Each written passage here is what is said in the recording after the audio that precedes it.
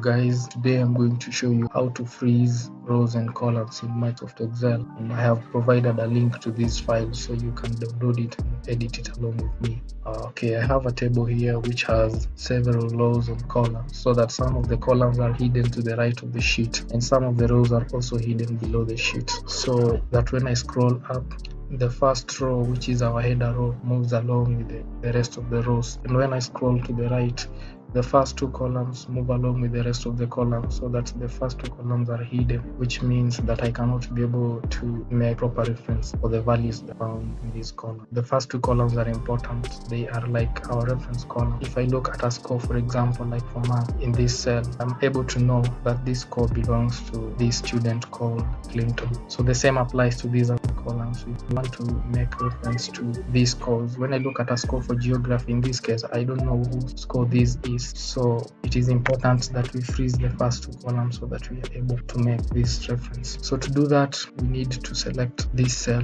and then go to our menu. So in our menu we have several sub menus, but we want this menu called view, so click on this. And then here we have tool for freezing rows and columns called freeze pens. There is a small description here on how to use this. So we want to click on this downward pointing arrow. And then here you notice that we have three options. The first option is to do a custom freeze. The second option is for freezing the topmost row, which is this row. As you can see here, this is the top row. Then the third option is for freezing the first column, which is this column. So for us to do a custom freeze, we need to use the first option, but we need to understand how this works. If I want to freeze the first two columns, I have to look for the first cell that comes after the first two columns. Any cell that comes after the first two columns, I can take this cell, or any of these cells in this column. But then again, we also want to do a custom freeze for our topmost row, so we also have to look for the first cell that comes after this row, which again is this cell. So if we use the second cell, it will freeze the first two rows in the first two columns. If we use this cell, it will freeze the first three columns of our table in the first row. That is because this cell comes after the third column, so we want the first two columns, so we pick the cell that comes after the first two columns, which is this cell. After selecting this cell, we go back to this tool, we click on this arrow, then we select the first option, which is the option for freezing pens.